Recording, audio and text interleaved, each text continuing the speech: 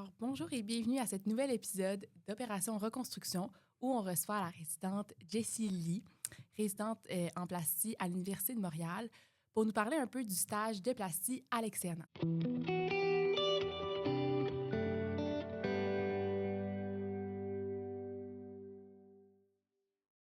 Donc, Jessie, merci d'avoir accepté notre invitation. Merci à vous pour cette invitation. Je trouve que c'est une super belle initiative. OK, donc pour commencer, est-ce que tu pourrais un peu nous parler de ton parcours, si tu as fait un bac avant? C'est quand même un parcours assez linéaire. Donc, quand j'ai fini le cégep, je suis directement rentrée à l'année préparatoire et j'ai fait mes 4 ans de médecine à l'Université de Montréal aussi. Et durant mes premiers terms, j'ai été assez chanceuse et j'ai matché directement dans le programme de chirurgie plastique à l'Université de Montréal. Donc, je suis vraiment contente puis reconnaissante de pouvoir poursuivre mon parcours à l'Université de Montréal au sein d'un des meilleurs programmes de chirurgie plastique au Canada. Donc, c'est ça, pas de bac. Pas de maîtrise. Donc, quand j'avais appliqué au COMS, je pense que c'était quand même quelque chose qui m'avait quand même assez stressée, me disant que mon dossier était peut-être pas aussi compétitif que ceux qui auraient peut-être fait un bac ou une maîtrise, 2 maîtrises. Mais au final, je suis à la place où je suis. Donc, je pense que chaque dossier est différent, chaque parcours est différent. Puis, on est aussi bon un que l'autre comme candidat. Donc, de ne pas vous décourager si jamais vous venez directement du cégep. Je pense que tous les chemins mènent à Rome. Donc, c'est ça. Puis, c'est quand, pendant ton parcours, que tu as découvert la plastie? C'est quoi exactement qui t'a fait vouloir rentrer dans cette spécialité-là? Fait que moi, je connaissais rien de la chirurgie plastique en rentrant en médecine. Quand je suis rentrée en médecine, j'avais cette idée-là que j'allais devenir pédiatre. Je sais pas pourquoi. Je pense que j'aimais quand même ça. Les enfants, j'ai été monitrice à un camp de vacances. Fait que c'était vraiment une population qui m'intéressait. Mais là, quand je suis rentrée en médecine, on dirait que ça m'a un peu changé les idées. Ma sœur, elle a eu un intérêt pour la dermatologie, elle, quand elle était étudiante en médecine, il y a très longtemps. Euh, donc, ça m'a comme un peu suscité la curiosité. Et là, je me suis dit, bon, ben, je vais commencer avec la recherche. J'ai pas vraiment fait de recherche au cégep, donc je voulais commencer avec quelque chose. Et par complètement hasard, j'ai tombé sur un projet de recherche en chirurgie plastique. Je me suis dit, ben, c'est quand même une spécialité connexe à la dermatologie. Donc, de commencer par ça, ça va être une bonne entrée pour peu importe qu'est-ce que je voulais faire. Puis finalement, j'avais découvert un petit peu c'était quoi la chirurgie plastique, puis ça m'a vraiment fascinée. Mon projet, c'était sur les réimplantations digitales. Donc, de juste penser qu'une personne qui a amputé son doigt, qu'on puisse le rattacher, pour moi, j'étais comme, wow! Ouais. c'est c'est pas de la magie, mais c'est quand même quelque chose qui est vraiment important, surtout au niveau de la fonctionnalité, de redonner cette possibilité-là à ces gens qui vivent des accidents qui peuvent être très traumatiques, non seulement physiquement, mais mentalement aussi. Donc, c'est ça qui a piqué ma curiosité en chirurgie plastique. Puis par la suite, puis je le recommande à tout le monde là, en préclinique, quand c'est possible, de faire des journées d'observation. Je pense que c'est vraiment à partir de ces journées-là qu'on peut voir un petit peu un day-to-day d'une spécialité, ça a l'air de quoi. Donc, j'ai fait une journée d'observation avec Dr. Mastro Pasqua, qui était d'ailleurs mon directeur de recherche pour mon projet. Et cette journée-là était excellente. Là. C'était une journée. J'ai commencé avec une journée de salle d'op. Je pense que pour les spécialités chirurgicales aussi, c'est important de se dire que non seulement je dois aimer la salle d'op, mais je dois aussi aimer la clinique. Puis j'ai fait un peu le tour de plusieurs spécialités chirurgicales. J'ai vu des journées en ortho, en ORL, mais c'est vraiment les journées en plastique qui sont vraiment venues me chercher. J'aimais beaucoup, je pense, d'entrée de jeu, la diversité des journées. En une journée, j'ai vu Dr. Mastro Pasqua opérer, puis c'était jamais la même chirurgie. Puis j'étais comme, wow, c'est vraiment le fun. On est passé d'une réduction mammaire à une trapézectomie, puis là, il est parti à sa clinique privée pour faire une liposuction. Fait que moi, je suis quand même quelqu'un qui est un peu hyperactive, là, si je pourrais dire. Fait que d'avoir des journées stimulantes comme ça, c'est vraiment venu me chercher. Donc, je pense que c'est là que j'ai commencé à avoir de l'intérêt pour la chirurgie plastique. Puis j'ai continué à faire de la recherche, surtout en main. Et quand j'ai commencé l'externat, je voulais vraiment confirmer que c'était ça que je voulais faire parce que veux pas, je pense que c'est comme une des spécialités les plus contingentées. Fait que je voulais être sûre dans quoi je voulais m'embarquer, puis être sûre aussi que si jamais ça ne marchait pas du premier coup, que je serais correcte de réessayer pour une deuxième année. Donc, j'ai fait beaucoup de stages en chirurgie plastique durant mon externat. J'ai fait au total 10 semaines, donc 8 semaines en chirurgie plastique générale, là, si on pourrait dire, pour l'adulte, et 2 semaines en chirurgie plastique en pédiatrie que j'ai pu créditer comme un stage de pédiatrie, là. Donc, je pense qu'à travers ces 10 semaines-là, ça va vraiment confirmer mon intérêt. Je pense, un des premiers signes, c'est que ça me dérangeait pas de me lever à 5 heures du matin pour aller à mon stage. Puis je dirais que c'est pas le même feeling que j'avais pour tous mes stages. J'étais contente, puis j'avais tellement d'énergie le matin, même si je voyais jamais le soleil. J'étais vraiment contente de me rendre à mes stages. Et je pense que c'est vraiment l'approche humaine qui m'a vraiment intéressée par la chirurgie plastique. Je pense que les patrons que j'ai côtoyés sont tous très proches de leurs patients et ils sont toujours dans le but d'offrir la meilleure option pour leurs patients puis de les accompagner à travers leur maladie, que ce soit leur maladie, leur accident. Puis je pense de pouvoir redonner la fonctionnalité puis d'améliorer la qualité de vie de ces patients-là. C'est vraiment quelque chose que je trouve unique à la chirurgie plastique. Puis tout en combinant, je dirais, un aspect un peu plus artistique, je trouve que les chirurgies que j'ai vues, c'est très impressionnant, surtout si vous avez la chance là, de voir des chirurgies de lambeaux, de vraiment prendre une partie du corps puis le rebrancher à une autre partie du corps, si on peut comme le vulgariser, puis que ça reste fonctionnel des deux côtés. Je trouve ça vraiment, je trouve ça toujours fascinant, puis c'est très beau le résultat aussi qu'on peut avoir. Puis je trouve ça intéressant aussi que le patient peut aussi témoigner du résultat, dans un sens que, tu sais, les chirurgies, qu'on pourrait dire plus à l'interne, la chirurgie générale, qu'on enlève un appendice, oui, ça va soulager le patient, mais le patient ne va pas nécessairement voir que son appendice est parti. Alors que là, en chirurgie plastique, on reste quand même dans les tissus plus superficiels. Les patients pourront voir derrière leur cicatrice qu'est-ce qui s'est passé. Puis je trouve que c'est vraiment gratifiant de voir quand les patients ont été soulagés de leur douleur, qu'ils ont regagné la fonction de leurs mains, qu'ils se sentent plus en confiance aussi. Je pense que tout ça, ça m'a fait en sorte que je voulais vraiment faire de la chirurgie plastique. Mhm. Puis, tu as un peu mentionné justement l'externat puis tes expériences de stage. Est-ce que tu peux un peu nous parler de toi, comment s'est déroulé ton externat? Est-ce que tu aurais des trucs et des astuces pour les élèves? Fait que moi, je suis rentrée à l'externat en me disant j'aimerais vraiment ça, aller en chirurgie. Donc, j'avais une approche quand même assez, je dirais, dynamique, là, puis motivée. Dans tous mes stages, j'étais curieuse d'apprendre, puis j'avais toujours cette mentalité-là que à chaque stage où j'étais, c'était le stage que je voulais rentrer. Fait que je pense que ça m'a motivée à apprendre plus. Puis je pense que peu importe qu'est-ce qu'on va faire en tant que spécialité à la fin, on peut toujours en bénéficier des autres spécialités. Puis je pense que ça s'applique aussi à la résidence parce qu'en tant que résident junior, on a beaucoup de stages ectopiques. Donc, je pense que j'avais beaucoup cette mentalité-là. C'est sûr qu'avec cette mentalité-là vient aussi la fatigue. C'est fatigant de toujours être motivé, de toujours être intéressé, même si c'est pas nécessairement une spécialité qui t'intéresse. Mais je pense qu'au final, j'en ai beaucoup appris. C'est sûr que ça venait avec un niveau de stress peut-être un peu plus élevé, de toujours vouloir bien performer, mais je pense que c'est comme une réalité qu'on vit tous à l'externat, veux pas. Donc, j'avais quand même cette approche-là que peu importe dans quel stage j'étais, je voulais montrer que j'étais motivée, je voulais montrer que j'étais intéressée parce qu'au final, la personne qui en bénéficie le plus, c'est moi-même. Donc, c'est ça. Puis, mettons, parce que moi, je suis à l'externat en ce moment, là, puis c'est pas tout le temps clair les attentes vis-à-vis des externes. On rentre dans un nouveau stage, on sait pas trop ce qui est attendu de nous. Mais tu dirais que, mettons, en plastie, si on veut être plus précise, c'est quoi qui est attendu de l'externe? Parce que clairement, c'est pas l'externe qui peut faire la chirurgie. Mm-hmm.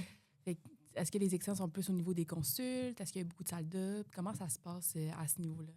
Je dirais qu'à chaque milieu, c'est un peu différent, mais je pense que la routine d'une journée typique reste la même où, en tant qu'externe, on s'attend que vous soyez là pour la tournée. Puis après la tournée, il y a les activités académiques. Puis c'est sûr que c'est les résidents plus seniors qui vont attitrer tout le monde dans leur activité académique. Puis ça va soit être la clinique ou la salle d'UP. Puis je pense qu'en Plastie, on aime beaucoup ça, faire des contre-tournées en fin de journée aussi. Fait que c'est attendu aussi que vous soyez là aussi pour voir un petit peu comment les patients ont évolué au courant de la journée. Moi, je pense que ce qui pourrait distinguer d'un externe motivé d'un externe externe, là, je pense qu'on a tous le droit d'être un externe. On peut être un bon externe puis pas nécessairement avoir une coche au-dessus de motivation. Puis je pense que les gens ont le droit d'avoir ça aussi, là. Mais je pense que ça serait d'être préparé, d'être à l'avance, puis aussi d'être authentique. Si je peux élaborer sur les 3 points, là, comme quand je dis que les chirurgiens aiment ça, la ponctualité, c'est pas d'être à l'heure, mais c'est d'être à l'avance. Moi, ce que je faisais en tant qu'externe, puis je pense que je l'ai appris au fur et à mesure, c'est que j'arrivais réalistiquement, là, je dirais un bon 30 minutes en avance, le temps que je marche du parking, que je me change, que je rush à trouver les scrubs, que je me change, que je trouve les choses sont où. Je sais qu'en tant qu'externe, on change tellement de milieu, puis tous les milieux fonctionnent de façon différemment. Fait que de se donner ce temps de lousse-là aussi, je pense que ça permet de diminuer l'anxiété aussi. Puis je préparais les listes. Donc, maintenant, c'est un peu différent. Tout le monde a accès aux listes par comme, leur téléphone. Fait qu'on n'a plus nécessairement besoin d'imprimer les listes. Mais de se rendre aux étages, de commencer à voir c'est quoi les signes vitaux des patients. Est-ce qu'il y a un patient qui est en train de faire de la fièvre, qui est tachycarde, Fait que de noter un petit peu les anomalies, de voir les laboratoires. D'habitude, on tourne assez tôt, fait que les labos ne sont pas nécessairement toujours sortis, mais de quand même faire un tour. Puis surtout en Plastie, on a beaucoup de patients avec des changements de pansement. Fait que, vous pouvez texter la veille pour demander aux résidents. Puis je pense que c'est pas attendu de la première journée. Là, vous connaissez pas les patients, mais si vous faites un stage de 2 semaines, de 4 semaines, rendu 1 mois, vous connaissez quand même bien c'est qui les patients à l'étage. Puis surtout que des fois, il y a des patients qui restent quand même assez longtemps. Donc, de dire, est-ce que tu veux que je prépare son pansement? Est-ce que tu veux que je déballe le pansement? Le temps que tout le monde arrive, ben, le pansement sera déjà déballé. Le plus de temps qu'on peut sauver à une tournée, le moins de stress on va avoir parce qu'on s'entend qu'une tournée, c'est quand même assez stressante. Surtout quand il faut avoir un changement de pansement et tout ça. Fait que d'être préparé à ça, je pense que c'est déjà d'entrée de jeu. Ça montre que vous êtes motivé, que vous voulez apprendre, que vous voulez être autonome aussi parce que veux pas après l'externance, c'est la résidence.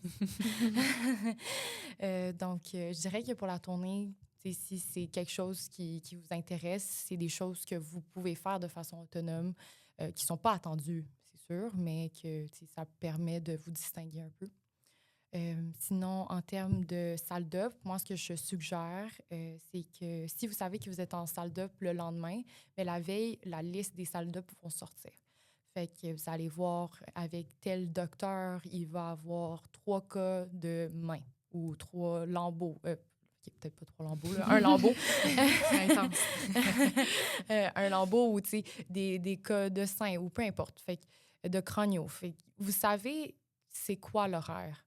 Donc, pourquoi pas se préparer à l'avance? Fait que moi, ce que je faisais, puis ça n'a pas besoin des heures de préparation. Au final, on ne s'attend pas à ce que vous connaissiez toutes les étapes de la chirurgie. Là. Moi, je les connais pas. Fait que, on a 50 résidences pour ça. Fait que de lire un petit peu, c'est quoi la chirurgie? Des fois tu lis puis t'es comme, c'est quoi ça? Fait que de juste savoir un petit peu, est-ce que c'est sûr? Admettons, je me rappelle la première fois quand j'avais vu staphylographie. De casser, c'est ça.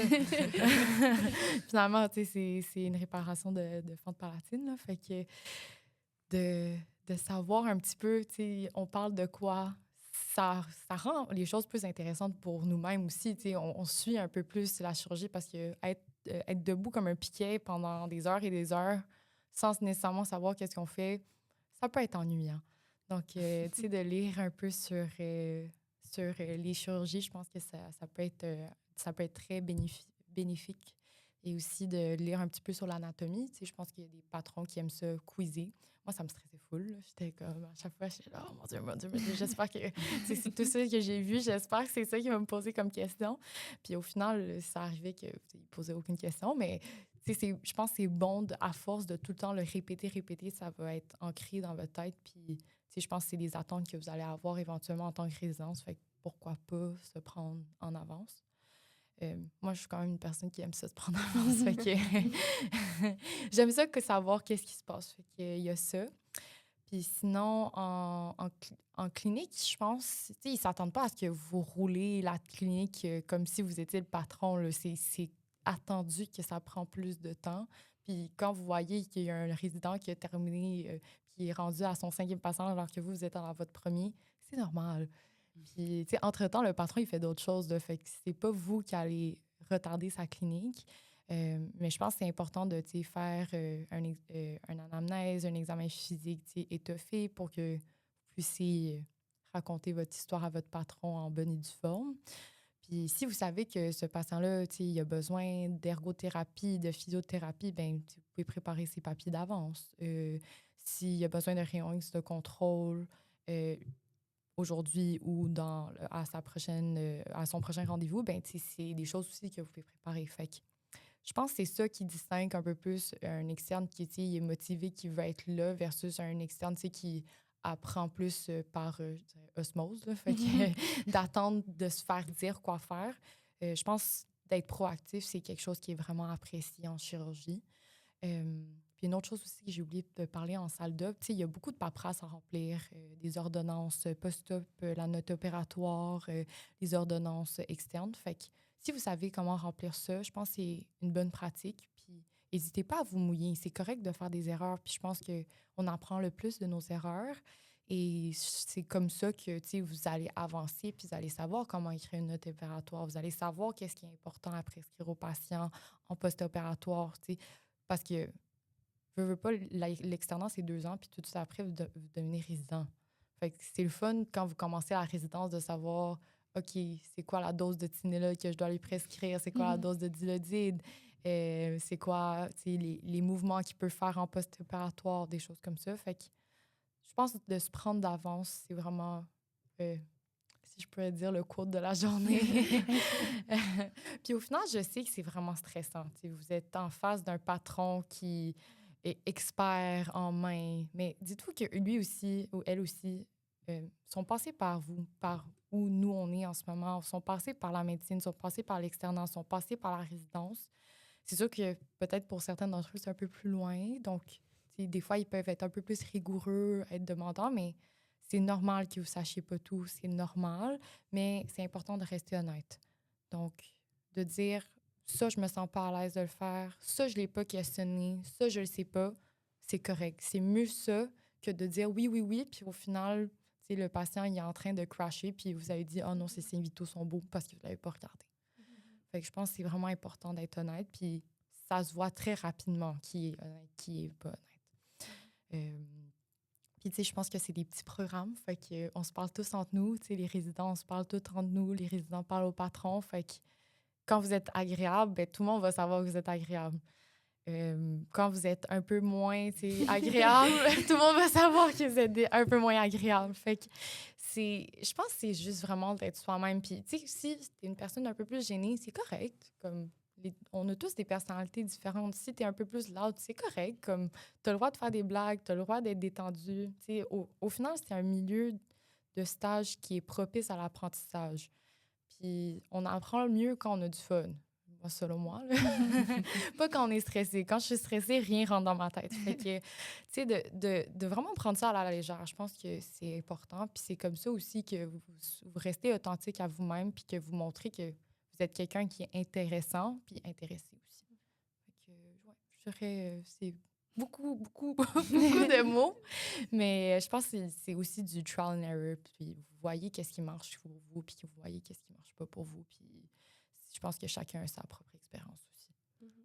Justement, tu parlais de toute la préparation au stage et tout, mais est-ce que arrivé au stage, il y a souvent des choses que comme les externes font comme des erreurs, que peut-être on pourrait éviter ça, ou peut-être que toi, tu as vécu des choses, tu as fait une erreur, puis là, comment est-ce que tu as pu comme réparer ça? OK. Je sais pas. Bon, en tout cas, vous verrez si vous voulez mettre ça. Là, mais... moi, j'ai coupé le doigt par par accident d'une chirurgienne durant une des salles d'opération. Comme tu l'as piqué? Ou Oui, genre j'ai pris un instrument qui s'appelle le biveux. Je savais pas que c'était coupant. Elle me l'a passé, puis moi, comme sans faire par exprès, j'ai buté contre son doigt, puis elle a saigné du doigt. Puis là, à ce moment-là, j'étais comme, oh my God, ma carrière en plastique est ruinée. Je vais rien faire du restant de ma vie, ça va plus. J'étais rouge comme une tomate, là, c'est sûr. Quand je suis stressée, je suis rouge comme une tomate. Puis j'étais comme, oh mon Dieu, je savais pas quoi faire. Mais ça arrive, là, comme, tu sais, je pense que dans ta carrière de chirurgie, si tu te fais pas piquer, c'est impossible. Tu sais, la chirurgienne était super relax. Elle dit, c'est pas grave, ça arrive. Puis, tu sais, normalement, dans ma tête, j'étais comme, oh my God, je suis blacklistée, tu sais.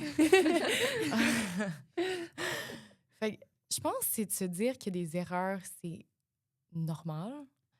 Puis de pouvoir être indulgent envers soi-même aussi, c'est important. Mais il y a certaines erreurs qu'on ne peut pas faire. Puis je pense que ça revient au point que j'ai dit, c'est de mentir. Si vous ne savez pas quelque chose, soyez honnête, là. Personne ne va vous juger. Si on vous dit, « Ah, est-ce que tu te sens à l'aise de faire des points puis tu n'as jamais fait? » Pas grave. Tu sais, dis, « Non, j'en ai jamais fait. Est-ce que vous pouvez le montrer? » Parfait. Je vais te le montrer. Ça me ferait plus que plaisir. Mais tu sais, si tu me dis, oui, je suis vraiment à l'aise à faire des points, puis après ça, là, ça te prend 1 heure à faire un point parce que tu te piques, tu fais ci, tu fais ça, puis ça marche juste pas. Tu sais, comme ça ralentit tout le monde, puis tu sais, je pense qu'au final, ça stresse tout le monde. Fait que je pense pas que ça, c'est une erreur en soi, mais c'est juste. L'important, c'est d'être honnête. Puis, au final, ce qu'on veut s'assurer, c'est la sécurité des patients. Fait que si vous n'êtes pas honnête de l'état du patient parce que vous n'avez pas eu le temps, bien, la personne qui va en souffrir, au final, c'est le patient. Donc, je pense je dirais que c'est plus ça, là, des erreurs à ne pas faire, c'est de mentir puis dire oui, ça va bien, alors que tu sais pas comment le patient y est puis il est en train de crasher. Là. Fait que je pense que je dirais que c'est. Mais sinon, autrement, là, des erreurs, ça arrive à tout le monde. Puis je pense qu'on va continuer à en faire tout au long de notre carrière, que ce soit en tant que résidente, patronne. Mais on apprend le plus de nos erreurs. Fait que je pense que c'est de reconnaître qu'on a fait une erreur, de s'excuser aux gens qui sont involved, puis d'apprendre aussi. C'est de ne pas dire « Ah, j'ai fait une erreur, c'est pas grave, on se passe à d'autres choses ». C'est de dire « OK, ben qu'est-ce que j'aurais pu faire pour éviter ça? » Ouais. Ben, j'aime beaucoup ce point que tu abordes. Puis est-ce que, mettons, par rapport à ça, tu aurais des conseils pour comment recevoir puis comme appliquer des rétroactions, que ce soit de la part des résidents, des autres externes ou comme des patrons? Je pense que c'est vraiment important d'avoir une ouverture d'esprit. On est tous humains, on n'est tous pas parfaits. Puis je pense que c'est dans l'imperfection que on est tous uniques aussi. Là. Je pense pour tout ce qui est rétroaction, surtout dans des stages chirurgicaux, je dirais, tout va quand même assez vite. Fait que les gens n'ont pas nécessairement le temps de s'asseoir avec vous en mi-stage pour vous dire « ça va bien, continue comme ça ». Fait je pense, encore là, c'est une question de proactivité. Si vous trouvez que ça va peut-être moins bien ou que vous doutez beaucoup de vous, ben, vous pouvez quand même poser la question « Est-ce que mon stage va bien? Est-ce qu'il y a des choses que je peux améliorer? » Je pense de toujours aborder des problèmes en questionnant, c'est une bonne approche. C'est pas... puis c'est sûr que si vous posez la question, attendez-vous à recevoir des commentaires. Hein, puis ça va pas toujours nécessairement être des commentaires toujours positifs, on s'entend. Puis comme on dit, je pense pas qu'il y a de commentaires négatifs, c'est tout le temps des commentaires constructifs dans le but de s'améliorer. Fait que je pense de recueillir ça. Puis je pense aussi, chacun a sa vision des choses. Il y a un patron qui pourrait fonctionner d'une façon différente d'une patronne, puis ce qui est fait avec lui n'est pas nécessairement OK avec l'autre. Fait que, je pense au fur et à mesure que les stages avancent, vous allez savoir un peu, puis savoir gager aussi. Puis je pense qu'ils veulent toujours... Ils sont toujours dans le but de la bienveillance pour que vous appreniez le plus possible. C'est sûr que si jamais il y a quelque chose qui est inacceptable, qui est dit par un résident, par un patron, vous, en tant qu'externe, vous avez le droit. Là, n'hésitez pas. Là, vous n'allez pas vous cacher dans un coin puis pleurer dans votre coin puis rien faire. Comme c'est vraiment important. Si vous ne vous sentez pas à l'aise, parlez-en à un externe, parlez-en à un résidente, peu importe qui. Si c'est des problèmes plus graves du genre harcèlement, intimidation, tout ça, c'est important, vous le signaler. Je pense pas qu'en plastique, c'est comme ça. Les gens J'ose croire que notre programme est super gentil avec les externes. Fait que, mais tout ce qui est commentaires constructifs, je pense que c'est important de le recevoir avec cœur ouvert puis de se poser la question de « OK, j'ai peut-être mal fait ça. Qu'est-ce que je peux améliorer? Puis la prochaine fois que je vois un cas similaire, OK, maintenant, je vais m'en rappeler que je dois devoir faire ça. » Fait que je pense, au fur et à mesure que l'externat avance, tu vas voir comme... C'est un peu du pattern recognition aussi. Tu vas savoir, OK, ce patient-là se présente avec ce problème-là. C'est quoi les choses auxquelles je dois penser? OK, parfait. La dernière fois, je l'ai oublié. Maintenant, je vais m'assurer que je ne l'oublie pas, ça. Donc, je pense on apprend... Je pense qu'on apprend par accumulation aussi. Fait que le plus de commentaires on a, ben, le mieux c'est, dans un sens que ça nous permet de mieux nous orienter aussi. Fait que je dirais un peu plus cette approche-là. Ouais. Puis, pour revenir un petit peu à tantôt, là, les trucs à étudier, à réviser, comme la plastique, c'est vraiment vaste. Là, genre, on ne pourra juste pas tout apprendre, surtout pas à l'externat. Est-ce qu'il y a des milieux que, mettons, on fait plus de genre de main ou on fait plus de, je sais pas, de dessin, d'oncologie? Comme, est-ce que tu as aussi organisé ton étude en fonction des milieux de stage que tu es allé? Oui, définitivement. Puis je pense aussi que moi, je me sentais vraiment plus à l'aise en tout ce qui en a trait avec les pathologies de la main. J'avais fait quand même la recherche là-dedans, puis c'est une surspécialité qui m'intéresse beaucoup, là. Fait que, je me sentais à l'aise, un peu, pas à l'aise, là, mais un peu plus à l'aise, si je pourrais dire. Quand je travaillais avec des patrons que je savais qui étaient surspécialisés en main, c'est sûr qu'au niveau des cas de sein, je m'y connaissais un peu moins. Mais c'est sûr que on ne s'attend pas de vous à tout connaître. Comme tu as dit, la chirurgie plastique, c'est tellement vaste. Mais de connaître les pathologies plus courantes, je pense que c'est important de savoir un petit peu en termes d'urgence de chirurgie plastique, c'est quoi les urgences qu'il faut reconnaître. Admettons, je peux en nommer là, des arthrites septiques, des ténosynovites, des fascies nécrosantes, des syndromes de compartiment. Fait que de reconnaître un peu plus les présentations cliniques de tout ça. Puis je pense aussi, vous pouvez googler là, les patrons. Eux, est-ce qu'ils sont surspécialisés en main, en sein, en reconstruction, en craniofacial? Donc, par milieu, je pourrais dire, Hôpital Maisonneuve-Rosemont, maintenant, on est quand même rendu avec beaucoup de staff qui sont surspécialisés dans beaucoup de choses, là. De la main, des seins, aussi de la craniofaciale aussi.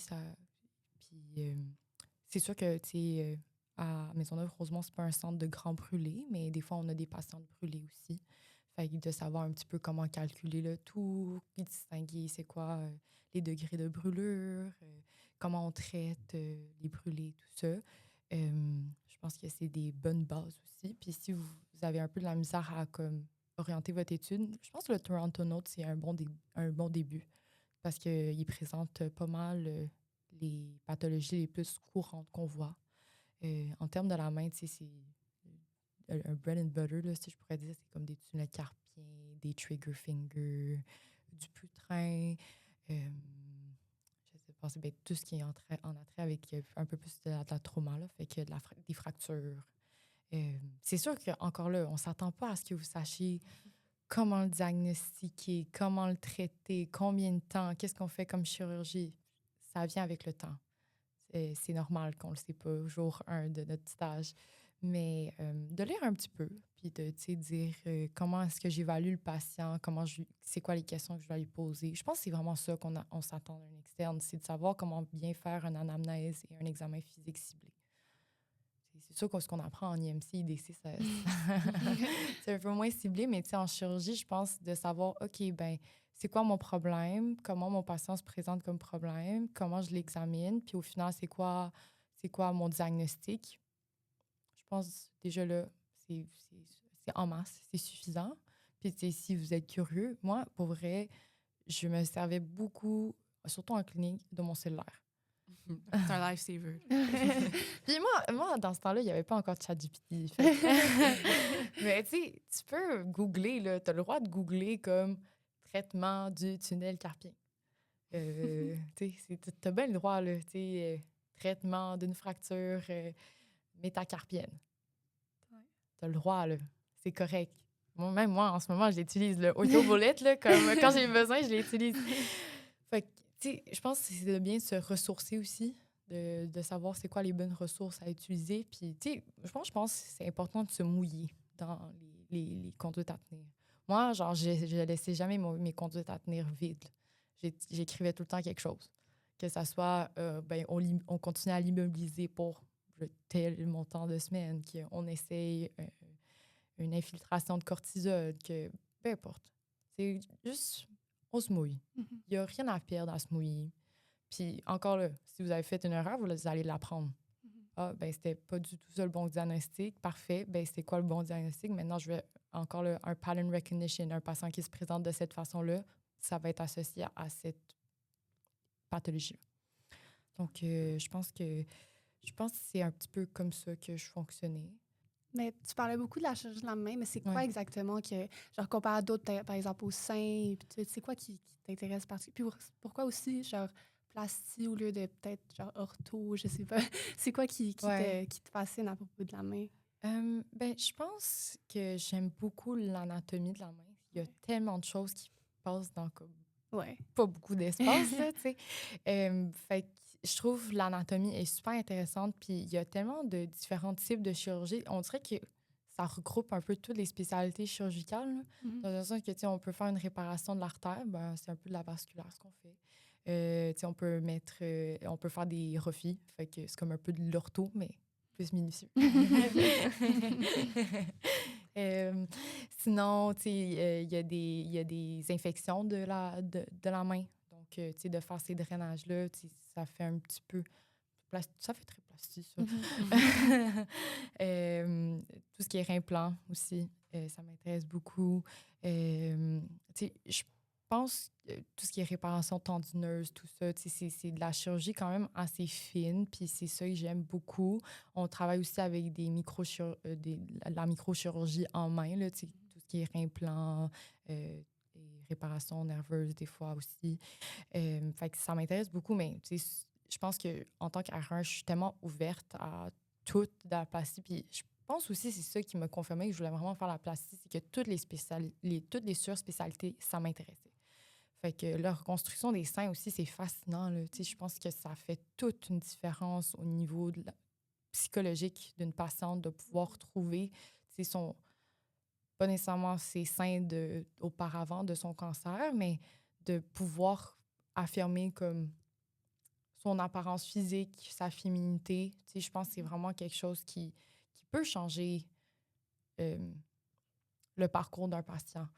Donc, puis aussi la craniofaciale aussi, là, tu sais, il y a des patients qui rentrent à Sacré-Cœur avec des grosses fractures craniofaciales, puis tu sais, le fait de pouvoir restaurer ça, tu sais, des fois, il y a des fractures qui vont faire en sorte qu'il y a une herniation au niveau des muscles de l'œil, ben, tu sais, de pouvoir réparer ça, c'est bien, là. Sinon, le patient, il est à risque de moins bien voir, d'avoir des déformations et tout ça. Puis, c'est au niveau du visage aussi. On veut quand même bien paraître avec le visage. Fait que de pouvoir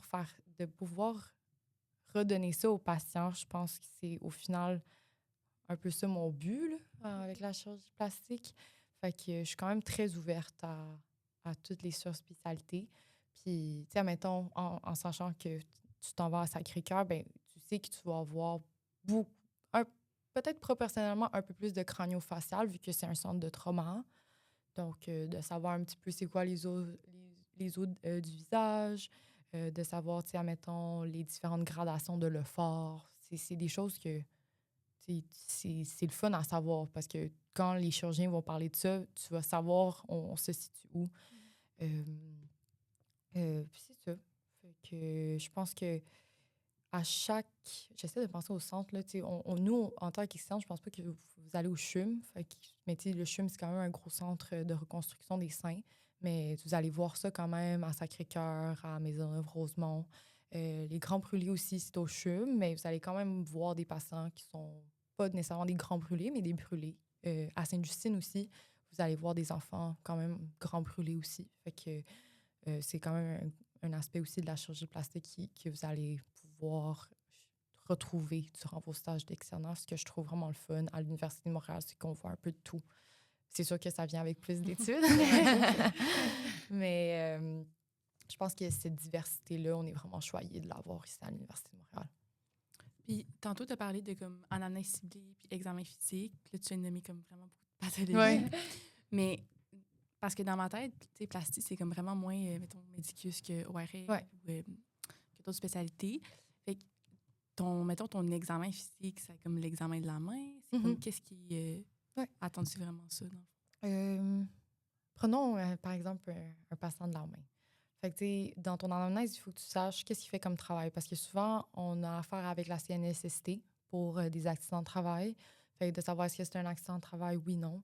Est-ce qu'il est gaucher, est-ce qu'il est droitier? Parce que, tu sais, s'il y a une fracture de la main à droite puis qu'il est gaucher, ben dans un sens, il est un peu plus chanceux parce que, tu sais, il va pouvoir quand même continuer ses activités quotidiennes. Là. Il peut continuer à écrire si jamais, tu sais, son travail implique d'écrire avec sa main et tout ça. Fait que de savoir un petit peu la dominance de la main. Après ça, l'examen physique, je dirais, c'est quand même la base, c'est d'observer, palper. C'est sûr qu'il y a toujours des manœuvres un peu plus spécifiques, mais habituellement, je pense ce qui est le fun aussi avec les spécialités, c'est que si vous ne connaissez pas le patient puis que c'est une consultation, bien, ils vont vous demander pour une consultation spécifique. Fait que, s'ils demandent pour tunnel carpien, bien, tu vas savoir, OK, ben c'est ça, mes manœuvres spécifiques que je dois faire pour examiner un tunnel carpien. Fait que, je pense que ça te guide un peu, tu n'es pas de première ligne de voir une main puis de dire, OK, je pense que c'est ça, tu sais. Fait qu'il y a ça aussi qui joue à notre avantage. Puis aussi, il y a des notes au préalable aussi, là, si c'est un patient qu'on suit. Fait que de voir qu'est-ce qui a été fait auparavant, ben, tu peux répéter ces tests-là. Fait que je dirais que c'est un peu ça pour l'examen ciblé. Puis, tu sais, il y a aussi un examen crânio-facial qu'on fait pour tous les patients qu'on suspecte d'une fracture. Fait que, c'est un examen que tu peux te familiariser aussi. Puis, je pense que on est chanceux aussi d'avoir des très bons résidents qui sont très teaching aussi. Fait que moi, c'est à l'externat que j'ai appris c'était quoi l'examen crânio-facial complet qu'on fait, comment lire un scan crânio-facial aussi, le massif du visage. Fait que je pense que c'est aussi de se permettre d'apprendre. Tu sais, c'est pas jour 1 de mon stage, je connais tout. Tu sais, je pense tu vas savoir que à chaque jour, tu vas te sentir de plus en plus confiant. À chaque jour, tu apprends. C'est comme, je me sentais comme une éponge. J'absorbais de tout, tout, tout, tout, tout. Tu sais, au début, ils parlaient des pansements, puis ils sont comme Mépilex AG, Bactigra, J'étais comme, c'est quoi ces noms-là? Moi, je suis comme... Mais, tu sais, à force de le voir, à force de le faire, tu sais, je pense que le plus que tu participes, le plus que tu vas apprendre. Puis ça aussi, tu sais, c'est si tu vas te cacher dans un coin pour aller prendre ton café, c'est tant mieux, t'as pris ton café, mais peut-être que t'as manqué quelque chose. Puis ça aussi, c'était quelque chose que je savais pas qui existait, mais vous pouvez demander d'être de garde si jamais la fin de semaine, ça vous tente. Parce que là, ça va être vraiment du one-on-one. Vous allez être avec le résident de garde, puis lui, il va faire des consultes. Des fois, ils vont rentrer en salle d'op. Fait que vous aussi, vous pouvez rentrer en salle d'op avec eux, puis au lieu qu'on soit genre 50 dans la salle d'op, que vous tenez comme un piquet loin, loin, loin, loin de la salle d'opération, bien, d'habitude, vous êtes 3. Ça va être le patron, le résident de garde, puis vous. Puis d'habitude, si vous demandez d'être brossé, les patrons sont assez à l'aise pour vous dire oui, oui, venez. Là. Fait que c'est ça que j'avais comme découvert à l'externat. J'étais comme, je peux demander des gardes. C'est sûr que, tu sais, on s'entend que l'externat, c'est quand même exigeant, puis on aime ça avoir nos fins de semaine pour se reposer. Mais en même temps, moi, je me suis dit, en tout cas, c'est les seules semaines où je peux prouver que j'aime ça, puis que je veux leur convaincre que... je veux leur convaincre que j'aime ça, puis que je veux faire ça pour le restant de ma vie.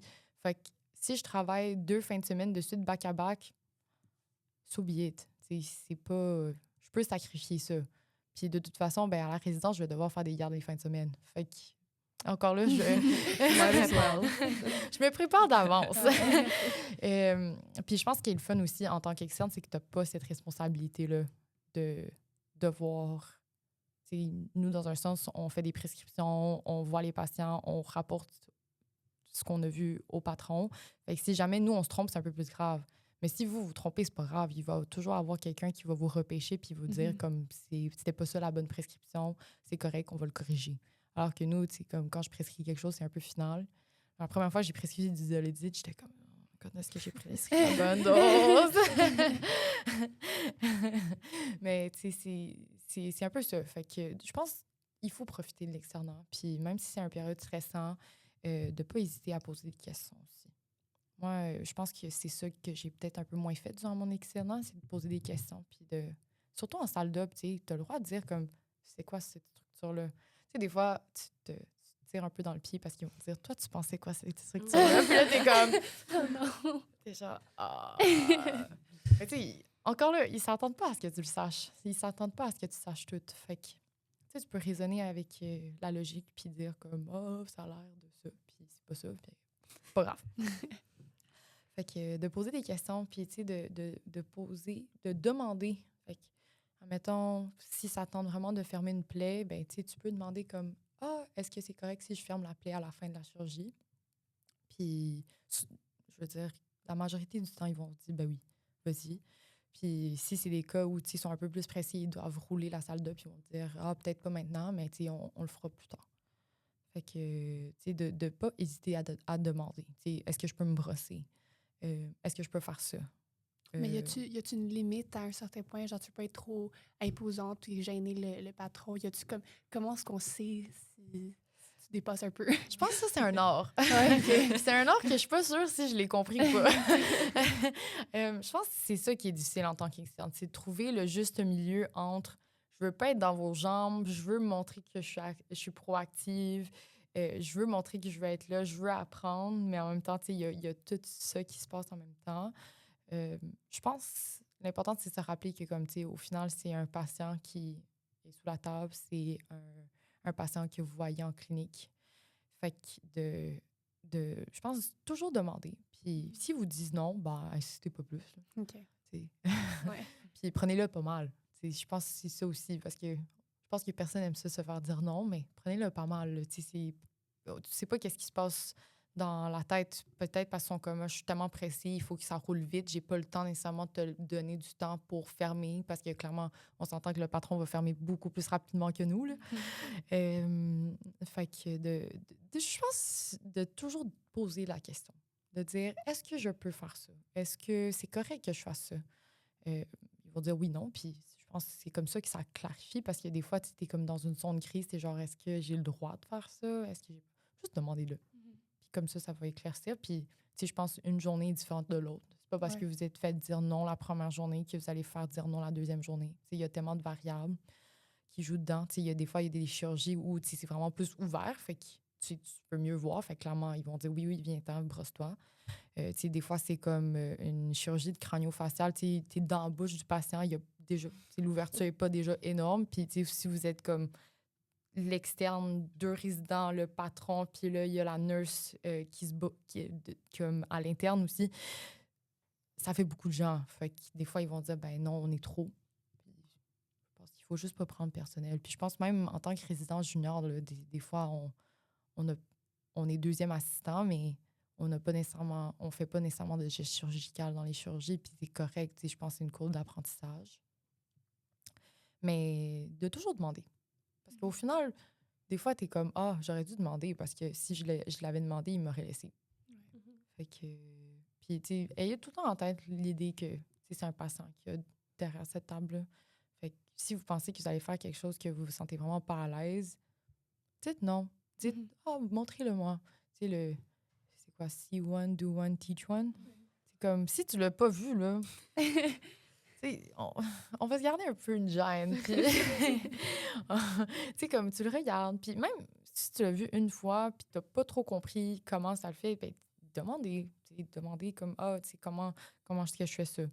Est-ce que c'est correct que je le fasse comme ça? Tu sais, de toujours demander de la rétroaction. Puis je pense que moi, en rétrospect, c'était quelque chose que je faisais pas assez souvent, là. Puis si j'avais à refaire l'externat, ça serait quelque chose...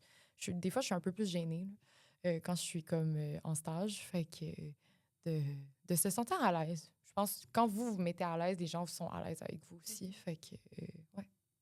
Puis, est-ce que, mettons, il y a un externe ou une externe qui voudrait vraiment placer, est-ce que tu aurais des milieux à recommander? Oui, ben c'est sûr que Maisonneuve-Rosemont, on s'entend que Dr. Bogossian, le directeur de programme, est là. Fait que qu'ils vous connaissent le visage, c'est toujours bon. Il y a Dr. Tremblay aussi, qui était l'ancienne directrice de programme, puis je pense qu'elle siège encore au comité pas d'animation, d'admission. Excusez. Fait que, tu sais, que ces deux-là sachent qui vous êtes. Mais je pense que peu importe quel milieu de stage que vous faites, en autant que vous montrez que vous êtes motivé, que vous êtes là pour les bonnes raisons, puis que l'équipe vous aime, ça se parle. Fait que les gens, je pense que quand j'étais... Puis tu sais, les résidents, ils tournent tout le temps dans tous les milieux. Fait que ça se peut qu'au final, tu recroises un résident que tu as déjà travaillé avec, puis ils t'ont full apprécié au premier stage. Fait que déjà là, tu sais, peu importe où tu es, les gens vont t'apprécier, tu sais. Puis moi, je suggère tout de même de quand même faire un petit tour de tous les milieux. Je pense que ton exposition va être différente. Fait que j'encourage un peu plus les 2 semaines, tu sais, parce que dans un sens qu'on a un 8 semaines maximum, là. Fait que si on fait 4 semaines, ben tu as comme techniquement maxé tous tes stages. Fait que de faire des 2 semaines, puis au pire des cas, ben tu peux revenir un autre 2 semaines dans le même milieu. Puis Sainte-Justine aussi, je pense que c'est un bon milieu. C'est sûr que, tu sais, en termes d'exposition chirurgicale, c'est des chirurgies qui sont faites sur des tout petits. Fait que des fois, tu vas pas nécessairement te brosser parce que la surface, c'est juste petit.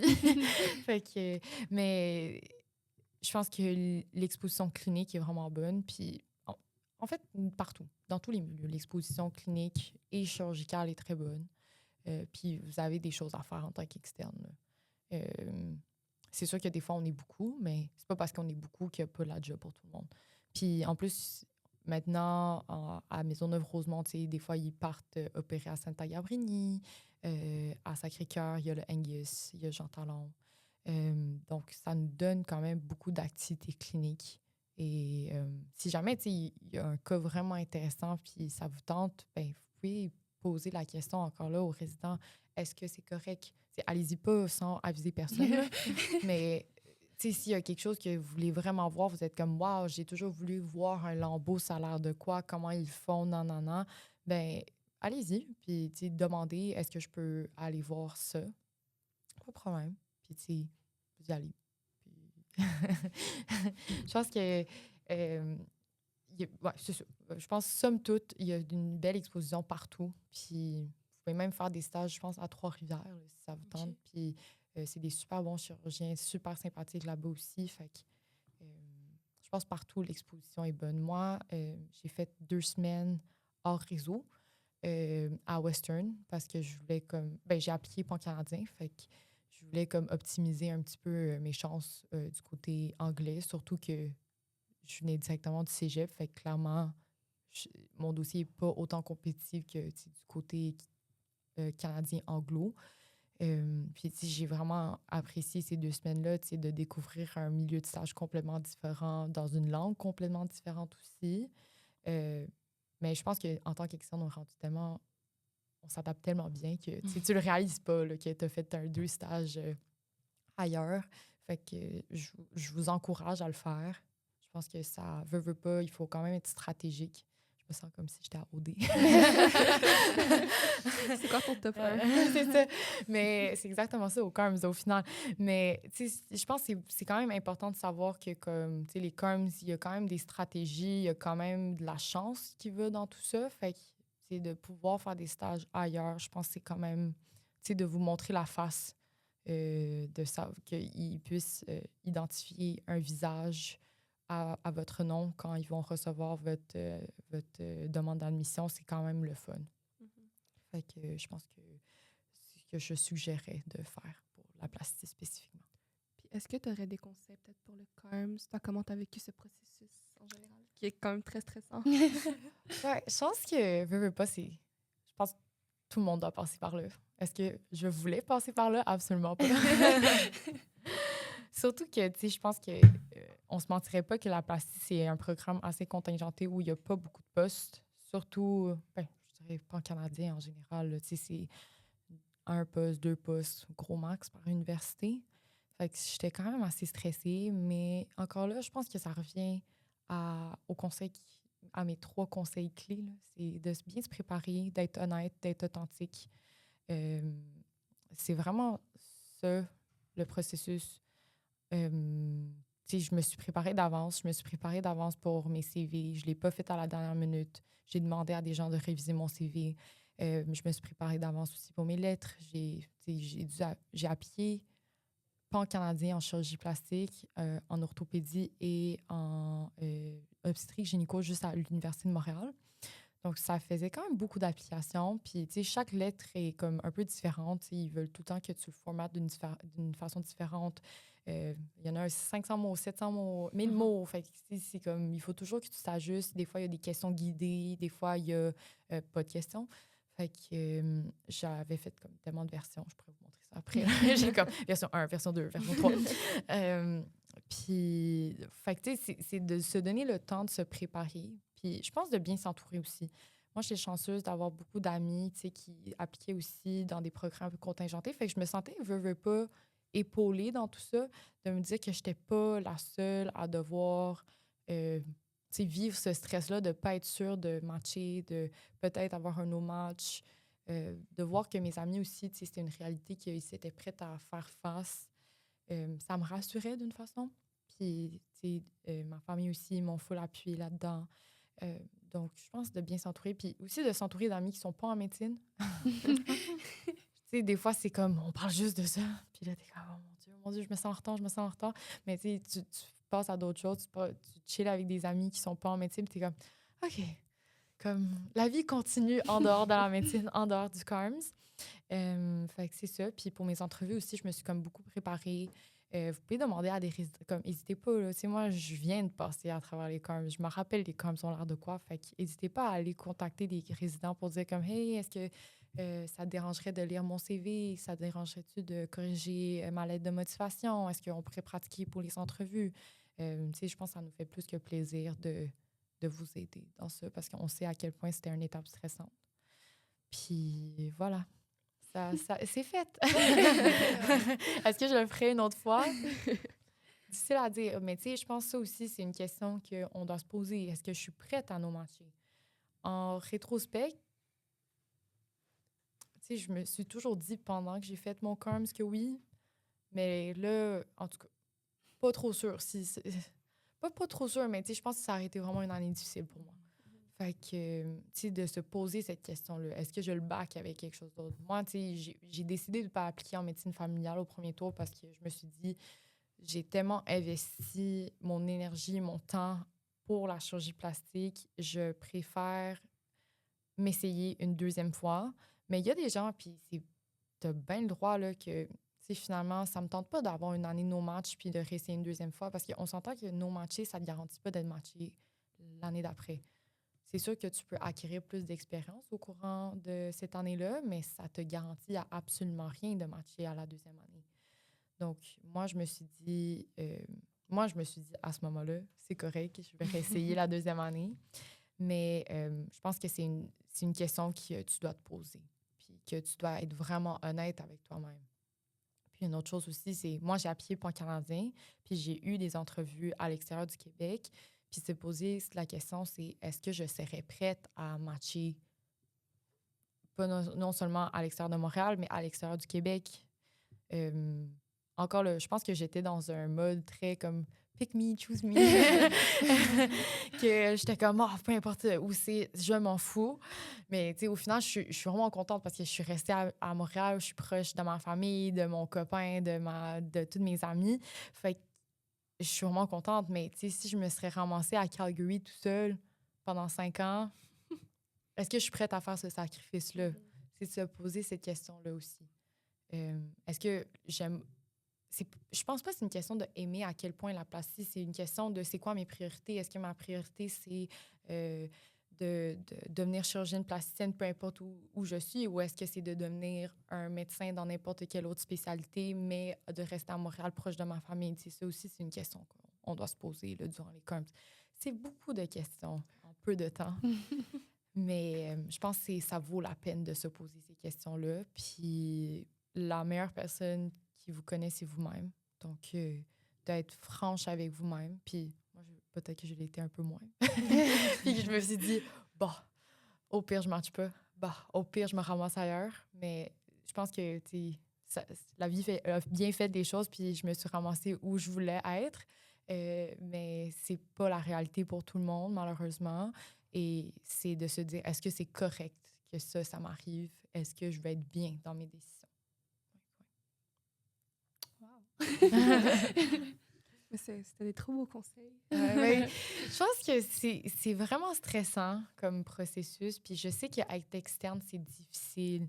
Comme moi, ça m'arrivait des journées où je revenais à la maison puis j'étais comme, oh mon Dieu, on dirait que je suis tellement fatiguée, mais en plus, je suis tellement stressée, puis je suis tellement comme anxieuse de la performance. Mais au final, tout le monde passe par là, puis c'est normal.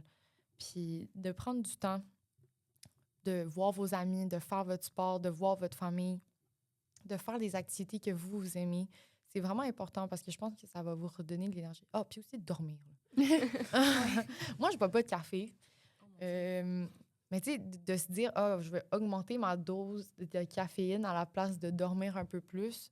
Tu sais, je pense, choisissez de dormir un peu plus. C'est un peu plus sage parce que l'externat, c'est pas un sprint, c'est un marathon. La résidence, c'est pas un sprint, c'est un marathon. C'est long. Puis, tu sais, il y a toujours des changements. Tu sais, tu fais 2 semaines, t'es comme, finalement, je me sens habituée, c'est le même équipe. Boum, tu vas dans un autre stage. Finalement, je suis habituée. Bam, tu vas à un autre stage. Fait que c'est comme, il y a du roulement sans arrêt, on s'adapte sans arrêt. Puis faites-vous confiance. Je pense que c'est vraiment ça. Tout le monde passe à travers ça. Tu sais, tous mes amis ont passé à travers ça. Puis on est correct. Puis c'est le fun. Tu sais, je pense qu'à l'externat, comme j'ai dit auparavant, on n'a pas de... pas qu'on n'a pas de responsabilité, mais on a moins de responsabilité envers les patients, dans un sens qu'on est vraiment dans une perspective d'apprenant. Alors que résident, c'est comme apprenant-soignant, puis patron, c'est soignant-soignant. Puis aussi apprenant, tu sais, on va continuer à apprendre. Mais il y a comme cette responsabilité-là de moins que vous avez, puis je pense qu'il faut en profiter dans un sens que n'hésitez pas de poser vos questions, n'hésitez pas à participer, à être curieux, puis de découvrir aussi. Je pense, de se limiter à une spécialité, ça peut être bon, dans un sens que je me motive, c'est ça mon but, mais aussi de voir ailleurs. Moi, avant de prendre ma décision finale, j'avais fait des stages à option en orthopédie, en ORL. Je me suis dit, c'est des trucs quand même connexes, peut-être que je vais aimer ça. À travers mon stage obligatoire, j'ai fait de la chirurgie générale, j'ai fait de l'uro, de la vasculaire. Fait que de se permettre de découvrir aussi, vous avez le droit de changer d'avis. Moi, j'ai eu beaucoup d'amis qui ont eu des questionnements, même rendus externes 2 avant d'appliquer au CARM, sont comme, en quoi j'applique? Puis je pense que c'est correct d'avoir ces incertitudes-là. Puis même en médecine interne, ils ont un tronc commun, puis après ça, ils doivent réappliquer au 2e tour. C'est de se dire, qu'est-ce que je veux faire au final? Puis on a le droit de changer d'idée. Puis c'est pas parce que vous voulez faire de la chirurgie plastique depuis que vous êtes dans le ventre de votre mère que ça va faire de vous un meilleur candidat. Je pense que chacun a un parcours différent, puis chacun mérite sa place. Donc, c'est pas parce que vous avez un parcours particulier que vous devez vous limiter dans n'importe quelle spécialité que vous voulez faire. Puis c'est pas parce que vous avez eu des embûches qui fait en sorte que vous n'allez pas réussir puis arriver à ce que vous voulez faire non plus. Fait que je pense que c'est important de se rappeler de tout ça puis que tout le monde passe par là. Puis, avant de commencer ben là, parce que tu disais, genre, tu savais pas que tu pouvais demander de faire une autre garde en fin de semaine en tant qu'externe. Mais est-ce qu'il y a d'autres choses que tu aurais aimé savoir avant de commencer ton externat qui aurait été super helpful pour tes stages? Oui, je pense ce que j'avais dit au début, là, tout ce qui est comme préparation, Ouais.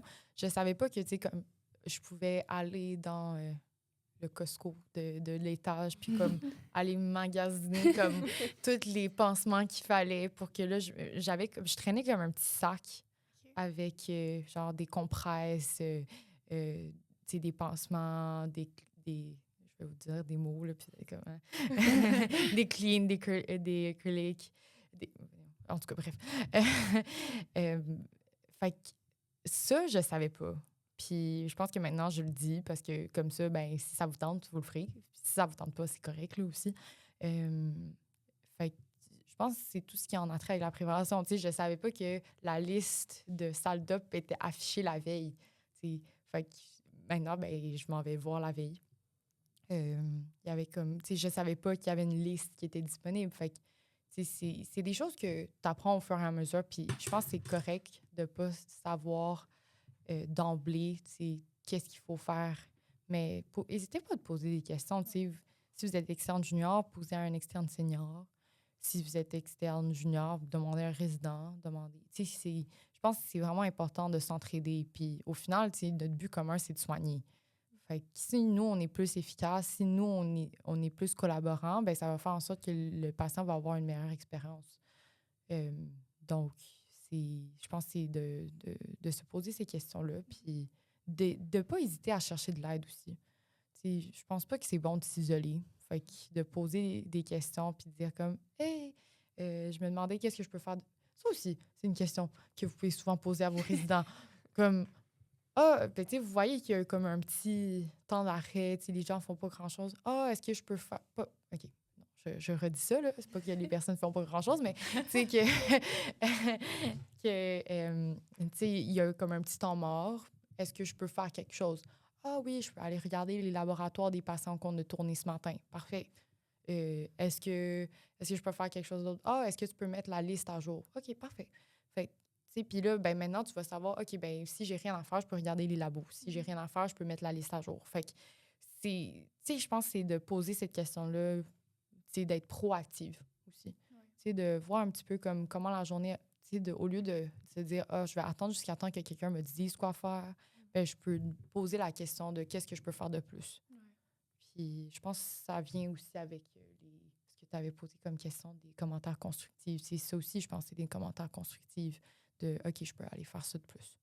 Fait que voilà. Ben, merci, Jessie, pour tout ce bel enseignement. J'ai tellement appris. intéressant. Ouais, ben, pour de vrai. Puis je trouve ça super utile parce que c'est des informations que comme on reçoit pas avant l'externat. Donc, puis des fois, on arrive puis on reçoit une vague d'apprentissage à faire sur des affaires aussi qui est comme plus administratif ou plus comment ça fonctionne. Fait que je trouve ça super intéressant puis super helpful. Puis c'est aussi rassurant d'avoir comme le témoignage de quelqu'un qui est passé à travers ça puis qui a survécu. Ben, tu sais, je pense que je l'ai vendu un peu comme une expérience traumatisante, mais pas vrai. Témoignage d'une survivante. Genre, tout le monde a tellement de comme apprehension par rapport à l'externat, aux CARMS, etc. Donc, peu importe, je pense, la spécialité que tu veux faire, que ce soit contingenté ou non, c'est rassurant quand même de comme « Hey, it's okay, on a survécu. » We're gonna be fine. Exactement, genre à la fin de la journée, tout le monde se retrouve où il aimerait, où un peu it's meant to be. Ouais. Puis c'est correct. Donc, Oui. ça fait du bien à entendre. Oui. Puis tu sais, je pense que c'est important d'avoir du fun. C'est comme j'ai dit au début, on apprend mieux quand on a du fun. Ouais. Fait que moi, j'ai tellement appris en plastique parce que j'aimais ça, tu sais. J'étais comme, yeah! Plus d'informations, c'est bon, je note. Puis, tu sais, ça, c'est une autre chose que j'ai pas dit, mais tu sais, vous n'avez pas besoin d'étudier des heures et des heures et des heures quand vous rentrez à la maison, là, c'est correct. Comme, moi, je prenais un gros max 20 minutes, je suis comme, qu'est-ce que j'ai vu aujourd'hui? Parfait, je check un peu. Parfait, c'est bon. Puis, ce que j'ai commencé à faire à la résidence, que j'ai pas vraiment fait à l'externat, mais que peut-être certains d'entre vous le faites déjà, là, mais moi, j'aime bien utiliser OneNote parce que ça sync sur toutes mes Apple devices. Là. Puis, tu sais, j'écrivais comme, admettons, ce que j'ai commencé à faire à la résidence, c'est comme, je pense à syndrome du étudiant carpien. Puis là, je mets genre, c'est quoi que je dois demander à l'ANA? Est-ce que je dois faire à l'examen physique? C'est quoi les lignes de traitement? Puis là, ben maintenant, si jamais j'ai un doute, je peux toujours m'y référer puis là, dire comme, OK, c'était ça. Parfait, je fais ça comme traitement. Qu'est-ce que je prescris pour ça? Puis là, je regarde dans mes notes. Puis, parfait. Fait que je pense que ça aussi, c'est quand même un outil qui peut vous aider. Tu sais, à force de revoir des choses qui se ressemblent, ben comme je dis, c'est un pattern recognition, puis tu sais que c'est ça que tu dois reconnaître. Fait que tu vas voir dans tes notes, puis tu te dis, OK, parfait, là, je me sens rassurée, c'est ça la bonne conduite, puis on continue. Fait que je pense que c'est de pas hésiter. Aussi, des fois, c'est vraiment overwhelming, puis t'es comme, qu'est-ce que je suis censée de lire? C'est quoi les bons ressources? Parce que, tu sais, il y a tellement de livres, là, on s'entend. Puis on s'entend que tu peux pas toutes les procurer. Fait que de demander comme, c'est qu'est-ce que toi, tu lis pour telle chose. Tu sais, je vous ai parlé du Toronto Note. Je pense que c'est un bon début. Tu sais, il n'y a pas tout, mais il y a aussi d'autres ressources. Puis j'essaie de penser là, à l'externe. Je pense que j'avais lu un truc, c'est comme The Essentials for Plastic Surgery. C'est comme vraiment adapté pour justement un rôle d'externe. Nous, en ce moment, on essaie de lire le Janus. Là, c'est pas... C'est comme notre Bible, un peu. Mais tu sais, comme ça, je pense pas qu'on s'attend à ce que tu as lu tout le livre au complet. Là. Tu sais, moi, j'ai lu comme quelques chapitres jusqu'à présent, là, puis je suis rendue à la moitié de mon R1. Là. Tu sais, on essaie de se trouver du temps, puis il faut pas s'en faire. C'est pas comme tu dois pas te taper sur le doigt si tu n'as pas étudié après une longue journée de 12, 13, 14 heures. Là, c'est normal que tu sois fatigué, c'est normal que tu veux te changer d'idée. Fait que je pense qu'on apprend le plus en étant sur le terrain, de toute façon. Fait que c'est ça. Ben, merci beaucoup, Jessie. Merci à vous. Merci beaucoup de m'avoir invitée. Puis c'était vraiment le fun. Ben, on a super appris. Puis je trouve que c'était quand même un podcast hyper intéressant. Bon. Est-ce qu'il y a quelque chose que tu aimerais ajouter, des petits conseils, genre un peu dernière minute? Bon, pour la salle d'up, moi, j'étais vraiment gênée. Je suis personne comme... Peut-être qu'en ce moment, ça paraît pas tant, là, parce que je suis comme un peu mise sur le spot, mais quand je suis en stage, surtout quand j'étais externe, je parlais pas beaucoup, tu sais, j'étais un peu plus gênée parce que j'avais peur, j'étais un peu comme, j'ai peur que ce que je dis, c'est pas, en tout cas, bref. Mais n'hésitez pas à saluer les gens. Tu sais, quand vous rentrez dans la salle d'up, il y a tellement de gens. Vous pouvez comme dire, « Allô, moi, c'est tel, je suis externe. » Parfait. Puis le... N'hésitez pas à dire, comme si vous ne connaissez pas les personnes, « c'est quoi votre nom? » Ils vont le dire, là. Puis je pense qu'eux aussi, ils apprécient que vous voulez savoir c'est quoi leur nom. Fait que, de saluer tout le staff. Il y a l'infirmière qui est en interne, externe, il y a l'équipe d'anesthésie, il y a le préposé, puis surtout si vous restez longtemps durant un stage, puis même des fois, vous les revoyez à un autre stage. J'ai fait de l'orthopédie à Sacré-Cœur, puis j'ai revu comme des staffs qui travaillent au bloc. Fait que de connaître leur nom, puis d'être, je pense, notre énergie est contagieuse. Si on est gentil avec les gens généralement vont être gentils avec nous. Puis ils vont pouvoir nous guider aussi. Donc, c'est ça. Donc, pour la salle d'up, de bien saluer les gens, de savoir un petit peu c'est quoi votre taille de gants, donner votre taille de gants. Des fois, il y a un tableau, puis écrire votre nom, puis mettre votre taille de gants. Comme ça, si jamais vous brossez, ben ils vont pouvoir savoir c'est quoi votre taille de gants, puis préparer tout ça. Puis de demander, OK, est-ce que je peux me brosser? Le patron dit oui. Bien là, vous dites à l'infirmière, je vais me brosser. Parfait. Ils vont préparer la jaquette et tout ça. Sinon, de bien lire aussi sur le patient. Des fois, on y va rapidement, puis le patient est connu pour une allergie, puis là, comme on passe vite, puis finalement, on n'a pas réalisé ça. Ben, vous pouvez dire, le patient est allergique à la pénicilline. Peut-être que ça va changer un petit peu le traitement par la suite. Fait que, de quand même bien connaître le patient. Au final, c'est le patient qui est en dessous de la table. Des fois, on oublie ça parce que il y a le champ, puis là, t'es comme, bon, ben on y va. C'est super focalisé sur un endroit, mais il y a une personne qui dort, là, ou il y a un patient qui est sédaté en dessous de la table. Puis aussi de bien manger, bien s'hydrater. Moi, ça m'est pas encore arrivé. On cogne sur du bois.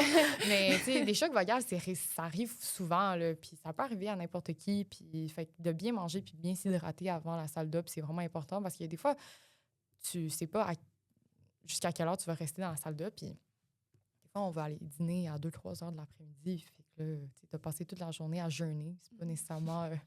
c'est pas nécessairement optimal. Puis, tu sais, quand t'as faim, tu te concentres moins. Fait que t'es plus prône à faire des erreurs aussi. Euh, puis c'est ça. Sinon, tu sais, en salle d'opération aussi, il y a beaucoup d'instruments. Tu sais, n'hésitez pas. Des fois, tu sais, le chirurgien est en train de... Le ou la chirurgienne est en train de faire ses affaires, puis, tu sais, il n'a pas l'air d'être full stressé. Tu sais, vous pouvez demander comme, ah, ben c'est quoi cet instrument-là? Tu sais, vous pouvez aller avec l'infirmière, puis elle va vous pointer l'instrument, puis vous allez être comme, OK, ça, c'est un mosquito. OK, ça, c'est un... voyons, j'ai comme pas d'instrument qui me sort dans la tête. Ça, c'est un Stevens. Bon, voilà. Fait que, tu sais, c'est... Je pense que c'est l'apprentissage est continuel, puis plus vous apprenez, mieux c'est. Puis au pire, c'est pas grave, là, vous allez oublier. Puis plus vous voyez de chirurgie, plus vous allez reconnaître les étapes. Tu sais, le début, ça se ressemble tout le temps. Ils marquent, ils incisent, ils dissèquent. Puis tu sais, vous pouvez comme essayer de voir, OK, ça, c'est le plan, comme cutané, c'est facial, sous-facial.